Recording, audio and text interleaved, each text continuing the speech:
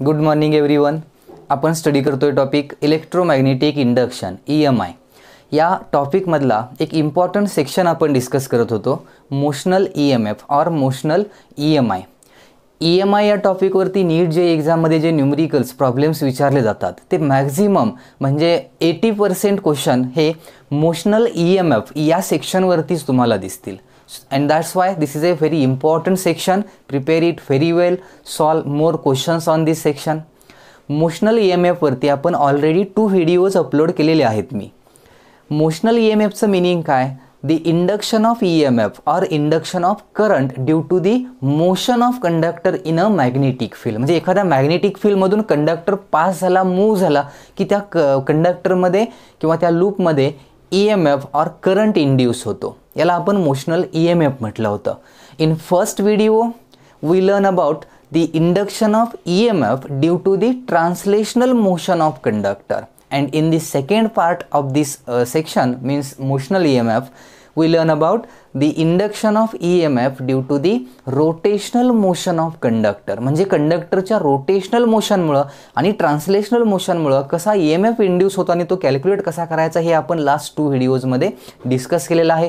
Plus rotational मोशनची जी condition होती त्यामधल्या काही डिफरंट केसेसही आपण स्टडी केल्या होत्या, ज्यामध्ये मेटल डिस्क असेल, सायकल फील असेल, तर अशा डिफरंट कंडिशनलाही फॉर्म्युले कसे कन्वर्ट करायचे तेही आपण डिस्कस केलेलं आहे. इम्पॉर्टंट सेक्शन असल्यामुळे याच्यावरती जे न्यूमरिकल सॉल्व करणार आहोत आपण, ते न्यूमरिकल सॉल्व करण्यासाठी आपल्याला आणखी काही डिफरंट कंडिशन्स आहेत, काही थेरॉटिकल पार्टच आहे असं म्हणा, जो यूज करायचा असतो, जो व्यवस्थित प्रिपेअर करा आणि मग त्याच्यावरती न्यूमरिकल जर विचारला तुम्हाला तर तो न्यूमरिकल सॉल्व करताना हा सगळा पार्ट तुम्हाला परत रिपीट सोडवण्याची गरज नसते. डिरेक्टली हे फॉर्म्युले तुम्ही अप्लाय करू शकताय. ओके, सो आज आपण अशाच काही इम्पॉर्टंट कंडिशन स्टडी करणार आहोत related to the motional EMF. Motional EMFचा मीनिंग तुम्हाला कळालंय. मोशनल EMFचं मीनिंग काय? तर एखाद्या कंडक्टरच्या मोशनमुळं त्या कंडक्टरमध्ये जो EMF इंड्यूस होतो, म्हणजे त्या कंडक्टरमध्ये जो एक इमॅजिनरी सेल तयार होतो, म्हणजेच त्याच्यातून जो करंट पास होतो त्याला काय म्हटलं आपण? Motional EMF. पण या कंडक्टरची मोशन कशी असावी? कशी नाही मोशन, तर एका पर्टिक्युलर कंडिशनच ती मोशन असली पाहिजे. मोशन कशी असावी? Suppose I draw here magnetic field. This is our magnetic field. Okay, downward direction आहे, मॅग्नेटिक फील्ड आहे. आणि मग या मॅग्नेटिक फील्डमधून सपोज एखादा कंडक्टर जर पास होत असेल, suppose this is our conducting rod, मग हा रॉड या मॅग्नेटिक फील्डमधून कसा पास झाला पाहिजे की ज्यामुळे या रॉडमध्ये EMF इंड्यूस होईल किंवा करंट पास होईल? तर त्याची कंडिशन आहे लेंथ वेक्टर जो असतो या रॉडचा, means the length of this rod should cut the magnetic lines of force and the motion of this conductor should be perpendicular to the magnetic field, direction of magnetic field. म्हणजे या कंडक्टरची जी velocity असते, व्हेलॉसिटीची जी direction असते, ती direction ही magnetic फील्डला कशी असावी? Perpendicular असावी. नंतर सपोज ह्या कंडक्टरला मी इथून मॅग्नेटिक फील्डमधून असं मूव्ह केलं तर काय झालं सांगा? व्हेलॉसिटी आणि मॅग्नेटिक फील्ड सेम डायरेक्शन आणि पॅरलल आलं. जर कंडक्टरला मी अपवर्ड मूव्ह केलं, अँटी पॅरलल झालं. या कंडिशनला कंडक्टरमध्ये EMF इंड्यूस होत नाही. प्लस याच कंडक्टरला मी इथं असं मूव्ह केलं, परपेंडिक्युलर डायरेक्शन आहे, but here the length of conductor is parallel to the direction of magnetic field. कंडक्टरची लेंथ इथं मॅग्नेटिक फील्डच्या डायरेक्शनला कशी पॅरलल आहे. आता इथं अशा डिफरंट कंडिशनला EMF इंड्यूस होत नाही असं सांगतोय मी. मग कधी EMF इंड्यूस होतो? If the length of this conductor or length vector of this conductor is perpendicular, किंवा असं म्हणा की या कंडक्टरची लेंथ ही मॅग्नेटिक फील्डच्या लाईन्सना कट करत जात असेल. बघा, याची लेंथ ही मॅग्नेटिक फील्डच्या लाईन्सना कट करत जात असेल तरच या रॉडमध्ये काय इंड्यूस होतो? EMF इंड्यूस होतो. लक्षात आलं काय सांगतोय मी? मग या कंडिशनला मी असं म्हटलं होतं की या रॉडची व्हेलॉसिटी जी आहे ती व्हेलॉसिटी म्हणजे व्हेलॉसिटीची डायरेक्शन ही मॅग्नेटिक फील्डच्या डायरेक्शनला कशी असेल? परपेंडिक्युलर असेल. पण नीट जेईचे क्वेश्चन सोडवताना मॅक्झिमम कंडिशन अशा असतात की ज्यामध्ये परपेंडिक्युलर डायरेक्शन नसते. So our first case is here if rod is moving by making an angle theta with the direction of magnetic field. म्हणजे इथं आपला रॉड मोशनमध्ये आहे, but this rod is moving by making an angle theta with the direction of magnetic field. आता rod असा तर दाखवता येत नाही, मी इथं असा रिप्रेझेंट करतो फक्त एक. Suppose this is our rod.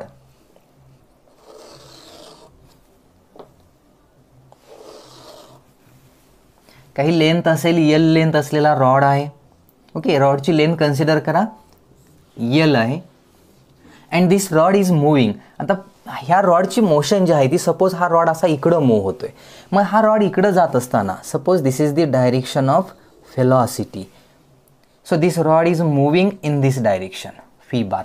This is the direction of velocity, this is the direction of magnetic field. आणि कंडिशन अशी आहे की या मूव्ह होताना व्हेलॉसिटी आणि मॅग्नेटिक फील्डच्या डायरेक्शन यांच्यामध्ये असलेला अँगल आहे तो थीटा आहे. ही कंडिशन दिली. जर नसेल तर मॅक्झिमम क्वेश्चनमध्ये नीट जायची अशीच कंडिशन असते. मग अशा वेळी काय करायचं? सिंपल फॉर्म्युला काय होता, ही जर व्हेलॉसिटी मॅग्नेटिक फील्डला परपेंडिक्युलर असेल तर याच्यामध्ये इंड्यूस झालेला EMF जो होता, E equal to induced EMF due to the translational motion of conductor. First part formula derive केला आहे आपण. E इक्वल टू काय फॉर्म्युला होता, induced EMF E equal to BL v, magnetic field, length of conductor and velocity. पण हा कधी घ्यायचा, if angle between velocity and म्हणजे डायरेक्शन ऑफ मोशन किंवा direction of velocity and magnetic फील्डची direction यांच्यामध्ये असलेला अँगल किती पाहिजे, 90 डिग्री पाहिजे. तर हा फॉर्म्युला यूज करा. But here the angle between B bar and V bar is not 90 degree. मग अशा कंडिशनला काय करणार आपण, तर याची व्हेलॉसिटी कंपोनंट कन्सिडर करणार आहे. सपोज मी या व्हेलॉसिटीला टू म्युच्युअली परपेंडिक्युलर कंपोनंटमध्ये काय केलं, रिझॉल्व केलं. तर एक कंपोनंट इकडं असेल. हा कंपोनंट कोणता असणार सांगा, this component will be v cos theta and this component of velocity will be v sine theta. मग फॉर्म्युला यूज करताना आता induced EMF in a conductor due to its motion will be E equal to BL phi but not phi. Condition काय सांगते, direction of velocity should be perpendicular to the magnetic field. मग ही नाही आहे. हा component कसा आहे, fee cos theta. कसा आहे कंपोनंट, हा पॅरलल येतोय ना B बारला. मग B बारला हा व्हेलॉसिटी कंपोनंट जर पॅरलल असेल तर या व्हेलॉसिटी कंपोनंटमुळे EMF इंड्यूस होणारच नाही आहे. EMF इंड्यूस कोणत्या कंपोनंटमुळे होणार, phi sine theta. So we use here E equal to BL phi sine theta. Okay, आणि हा फॉर्म्युला आपण यूज करणार. म्हणजे फक्त ॲडिशनल काय आलं, साइन थीटा आलं आपल्या रेग्युलरच्या फॉर्म्युला. लक्षात येतोय कधी कंडिशन ही यूज करायची, जर if rod is moving by making an angle theta with the direction of magnetic field. अशी एखादी कंडिशन एखाद्या क्वेश्चनमध्ये आली तर लक्षात ठेवा आपल्याला या कंडिशनचा यूज करायचा आहे. व्यवस्थित तुम्हाला ह्याचा यूजही करता आला पाहिजे न्यूमेरिकल सॉल्व करताना. Now see second case. In this case, here we consider motion of conducting rod on an inclined plane. ज्याला आपण एखादा तीव्र उतार असं म्हणतो. अशा एखाद्या प्लेनवरून रॉडची मोशन असेल, या टाईपचे क्वेश्चन एक्झाममध्ये तुम्हाला विचारलेले दिसतील नीट जेईच्या एक्झाममध्ये. मग असे क्वेश्चन आले तर याच्यावरती कोणकोणत्या पॅरामीटरवरती तुम्हाला क्वेश्चन्स असतील किंवा जे कोणकोणते पॅरामीटर फाइंड आउट करायचे त्यांच्या एकमेकांशी असलेले काही रिलेशन्स आपण तयार करणार आहोत. ती रिलेशन्स ते फॉर्म्युले तुम्ही डिरेक्टली यूज करू शकताय. सिंपल कंडिशन आहेत. ओके, कन्सेप्ट आधी लक्षात घ्या. एक इन्क्लाइंड प्लेन आहे, हा प्लेन आहे, यालाच मी इथं असं दाखवलं आहे, हा आपला प्लेन. ओके, रेल्वे ट्रॅक असतात ना, सेम त्या टाईपमध्ये इथं दोन कंडक्टिंग रॉड आहेत असे. ओके, रेल्वे ट्रॅकसारखे. आणि त्याच्यावरती मी हा एक कंडक्टर PQ कंडक्टर ज्याची लेंथ EL आहे असं कन्सिडर करा. एक कंडक्टर इथं प्लेस केला आहे आणि मग याला जर फ्रिक्शनलेस सरफेस आहे आणि इथं जर आपण याला इथं प्लेस केलं तर हा याच्यावरून काय होतं, असा मोशनमध्ये येतो. म्हणजे असा खाली येईल, तो घसरत खाली येईल. आणि मग याच्या ह्या मोशनमुळं त्याच्यामध्ये इंड्यूस होणारा जो EMF आहे त्यातल्या काही डिफरंट कंडिशन्स आहेत. इथं एक क्वेश्चन टाईपच मी इथं तुम्हाला एक रेजिस्टन्स कनेक्ट करून दिला आहे. म्हणजे या दोन रॉडना कनेक्ट करणारा हा काय आहे, रेजिस्टन्स आहे. म्हणजे इथं सर्किट कंप्लीट होतं. कसं सर्किट कंप्लीट होईल बघा, या दोन पॉईंट्सना ह्या रॉडमुळं कनेक्ट होणार आणि मग हे इथं असं कनेक्ट होईल. हे आपलं एक सर्किट तयार होतं. Okay, now this is the inclination theta with the horizontal of this plane. या प्लेनचा अँगल थीटा दिलेला आहे. रॉडची लेंथ L कन्सिडर करा. Now here we consider a magnetic field B bar which is in upward direction. अशी सगळीकडे इथं काय आहे, मॅग्नेटिक फील्ड आहे. लक्षात ठेवा, here all over this region upward direction magnetic field flows through upward direction. Now this rod moves in this magnetic field. या magnetic फील्डमध्ये हा रॉड काय होतोय, मोशनमध्ये आहे. आणि मग हा रॉड ह्या मॅग्नेटिक फील्डमध्ये जर मूव्ह होत असेल तर आपल्याला माहिती आहे because of the motion of conductor an EMF is induced in this rod or current is induced in this rod.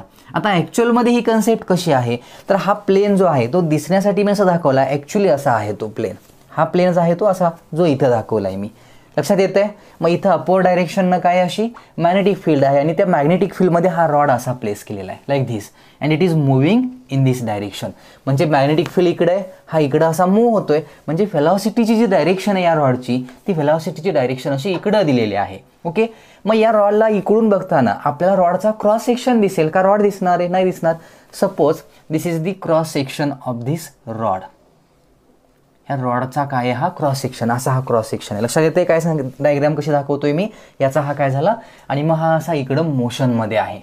आता हा मोशनमध्ये इकडं का आहे, ओके, हा अँगल काय आहे आपला इथला थीटा आहे. This is our angle theta.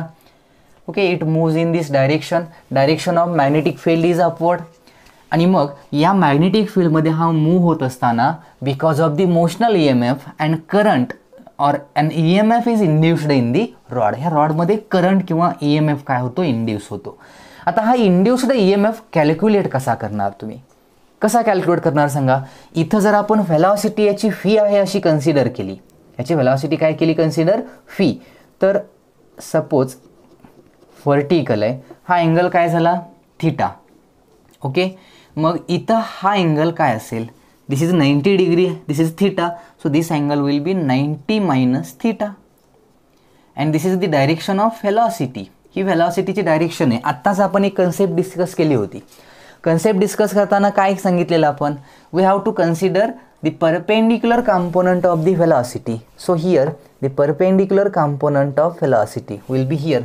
मग काय असेल सांगा परपेंडिक्युलर कॉम्पोनंट व्हेलॉसिटीचा, इकडे येणार फी, थीटा नाही इथं काय आहे कॉस 90 मायनस थीटा, मग इकडचा कॉम्पोनंट येईल आपला फी साईन येईल, सॉरी फी हा कॉम्पोनंट साईन असणार इकडचा, फी साईन 90 मायनस थीटा, ज्याला आपण फी कॉस थीटा असंही लिहू शकतोय. ओके, मग या रॉडची लेंथ एल होती, मॅग्नेटिक फील्ड बी होती, then the EMF induced in this rod E equal to B L phi sin 90 minus theta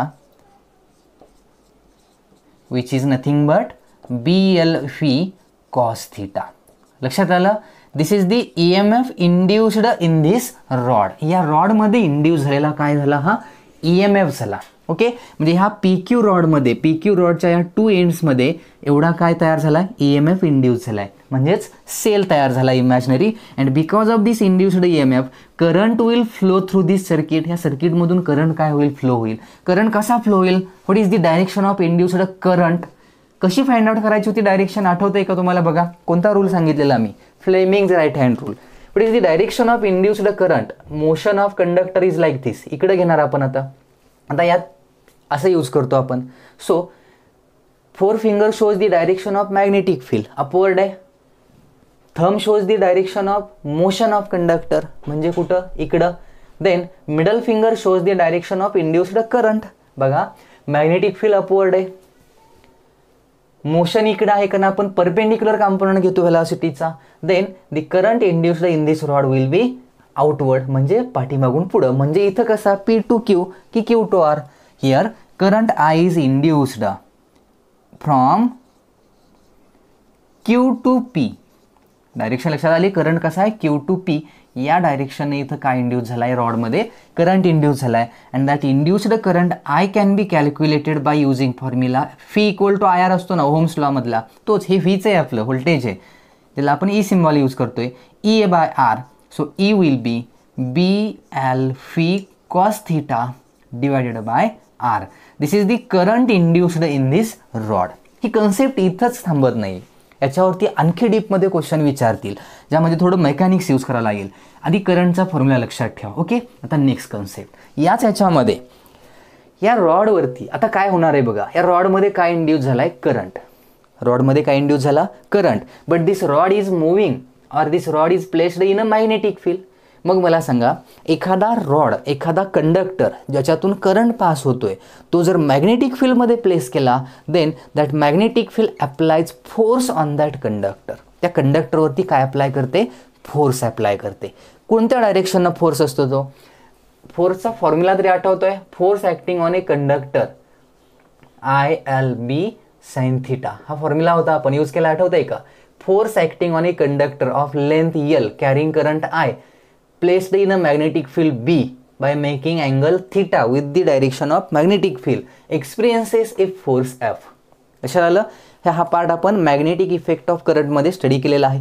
मग हा फोर्स या रॉडवरती अप्लाय झाला पाहिजे, because this rod now carries current and it is in a magnetic field, so this rod also experiences a force. आता फोर्सची direction कशी find out करायची, इथे लक्षात ठेवायचं.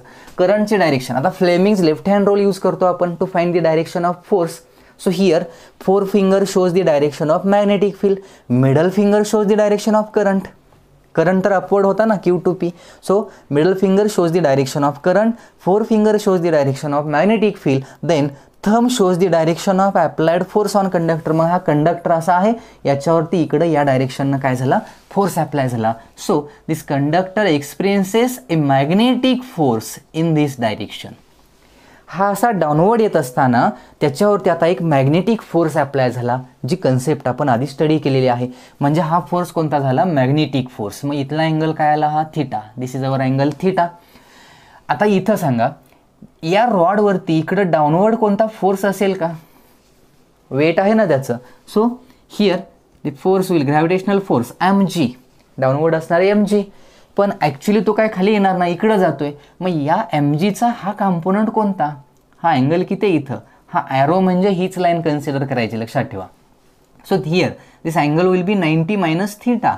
मग हा कॉम्पोनंट इकडचा घ्यायचा असेल तर we can take this component as force किती आहे mg, कॉस कॉम्पोनंट येणार इकडचा. So this will be cos 90 minus theta. So because of this force mg cos 90 minus theta, this rod rolls downward. म्हणजे हा इकडे डाऊनवर्डला इकडे का मूव्ह होतोय, because of this gravitational force. या नाही, या इकडे येतोय ना, तो खाली येत नाहीये. मग हा इकडे येतोय, पण याच्यावरती आता रॉडवरती मॅग्नेटिक फोर्सही आहे. रॉडवरती काय आहे, there is a magnetic force, म्हणून काय तो असा आतमध्ये जाणार नाहीये. So we take here another component of this magnetic force. मग यालाही स्प्लिट करा, याचे जर कॉम्पोनंट्स घेतले तर इकडचा कॉम्पोनंट या फोर्सचा जो आहे रॉडवरती, तो काय येईल, हा कॉम्पोनंट काय येईल सांगा, FM. थिटा इकडं आहे म्हणजे हा कॉम्पोनंट आला फोर्सचा FM कॉस थिटा. काय सांगतोय लक्षात येतंय का?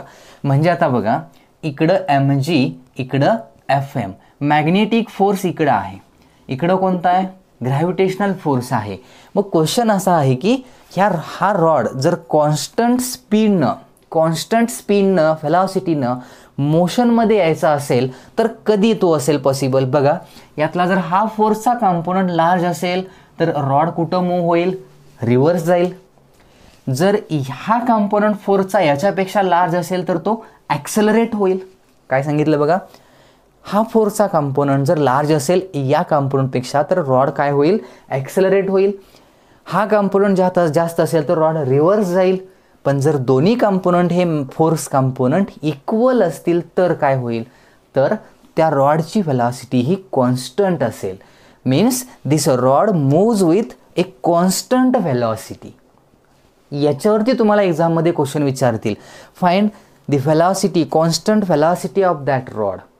म्हणजे रॉड जर कॉन्स्टंट व्हेलॉसिटीनं मूव्ह व्हायचा असेल तर ती व्हेलॉसिटी काय असेल, असे काही पॅरामीटर गिवन असतात. मग ह्या रॉडची व्हेलॉसिटी ही कॉन्स्टंट व्हेलॉसिटी ही कधी असेल, if we consider FM cos theta equal to काय असेल बघा, FM cos theta equal to काय फॉर्म्युला येईल, mg cos 90 minus theta. mg cos 90 minus theta means mg sine theta. mg काय आलं, हे साइन थिटाच आलं. आणि मग यामध्ये FMचं मिनिंग काय लक्षात ठेवा, FM is what, FM is the magnetic force. आणि मग फोर्स जर कॅल्क्युलेट करायचा असेल, फोर्सचा फॉर्म्युला इथं काय असतो, ILB. फक्त इथं ILB कॉस थिटा घेतोय आपण. Okay, this is the formula. फोर्सचा मॅग्नेटिक फोर्सचा फॉर्म्युला आपण डिस्कस केलेला आहे, लक्षात येते. आता यातला फक्त तो फोर्स नाही घेतला तर त्या फोर्सचा कोणता कॉम्पोनंट घेतला आहे आपण, कॉस कॉम्पोनंट घेतलेला आहे. त्यामध्ये हे दोन्ही फोर्सेस जर इक्वल असतील तरच या रॉडची व्हेलॉसिटी डाऊनवर्ड कशी असेल, कॉन्स्टंट व्हेलॉसिटी असेल.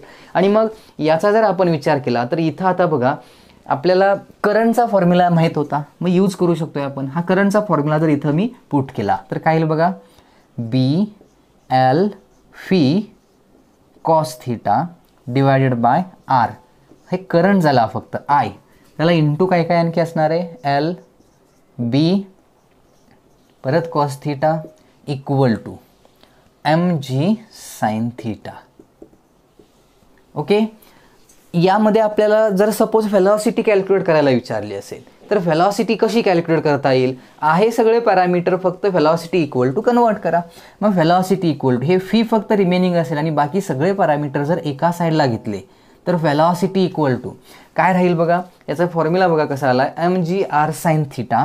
म्हणजे इकडचे पॅरामीटर आहेत ते आहे असेच असतील, एम जी हे आर इकडे येईल, M G R sine theta divided by cos square theta होईल आणि बाकी सगळे पॅरामीटर येतील ज्यामध्ये काय काय असणार आहे, B square L square cos square theta. Okay, B square L square cos square theta. This is the formula for the constant velocity of this rod. ह्या रॉडची कॉन्स्टंट व्हेलॉसिटी जर तुम्हाला कॅल्क्युलेट करायला विचारलीच एखाद्या क्वेश्चनमध्ये तर हा यूज करा. यातल्या कुठल्याही कंडिशनवरती एखाद्या न्यूमेरिकल येऊ शकतो, काहीही फाइंड आउट करायला विचारतील. काय काय केलं लक्षात येते अशा टाईपमध्ये. मग तुम्हाला जे आणि नीटमधले क्वेश्चन जे आहेत ते या कन्सेप्टवरती जर विचारले तर ते सॉल्व करता येतील. कन्सेप्ट लक्षात ठेवा, फॉर्म्युले कसे यूज करतोय ते लक्षात ठेवा, पाठ करण्याची गरज नाही आहे. जर तुम्ही एवढं लक्षात ठेवलं की मॅग्नेटिक फोर्स रॉडवरती असतो, त्याच्या करंट पास झाल्यामुळं त्याचे कंपोनंट व्हेलॉसिटीचे कसे घ्यायचे, मग त्यामध्ये व्हेलॉसिटी कॉन्स्टंट कधी, two forces equal and opposite असतील तर त्यात इंड्यूस होणारा करंट, त्यात इंड्यूस होणारा EMF कसा घ्यायचा, ह्या सगळ्या कन्सेप्टचा जर तुम्हाला यूज करता आला तर मग याच्यावरती असलेले न्यूमेरिकल सॉल्व करता येतील. Now see the next condition.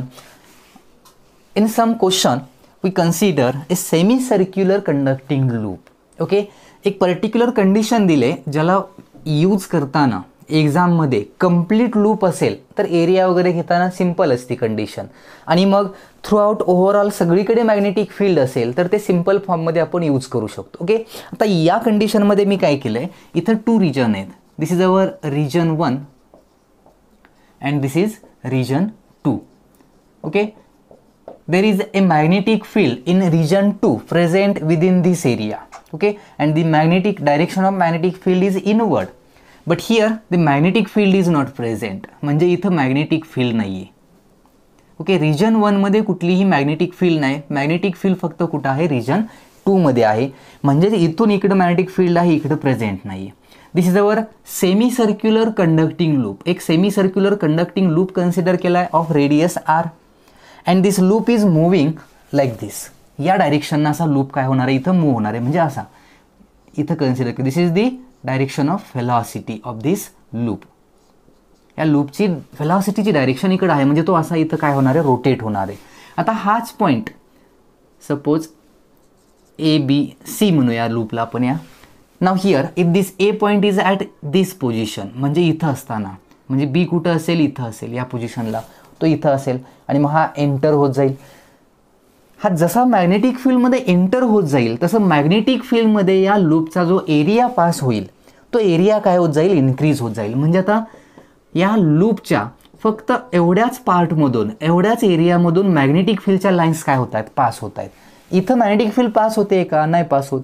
म्हणजे इथं या एवढ्या पोर्शनमधून मॅग्नेटिक फील्डच्या लाईन्स पास होत आहेत, मीन्स एवढ्या पोर्शनमधून फ्लक्स पास होतोय. There is a magnetic flux passing through this area. And now when we rotate this coil, जसा आपण ह्या कॉइलला रोटेट करेल तसा हा एरिया इन्क्रीज होत जाईल. Number of lines passing through this area increases and flux also increases. म्हणजे इथं फ्लक्सही काय होणार, इन्क्रीज होणार. And we know change in magnetic flux produces EMF in a loop. Faraday's law माहिती आहे आपल्याला. म्हणजे इथं कॉइलच्या रोटेशनमुळं कॉइलमधून पास होणारा फ्लक्स चेंज होईल, आणि फ्लक्स चेंज होण्यामुळं कॉइलमध्ये करंट इंड्यूस होईल, EMF इंड्यूस होईल. मग फॅराडेज लॉ जर अप्लाय करायचा असेल, we know the Faraday's law equal to d∅dt, change in magnetic flux with respect to time. मग इथं फ्लक्सचा फॉर्म्युला काय असतो, magnetic flux. Flux is nothing but magnetic field into area.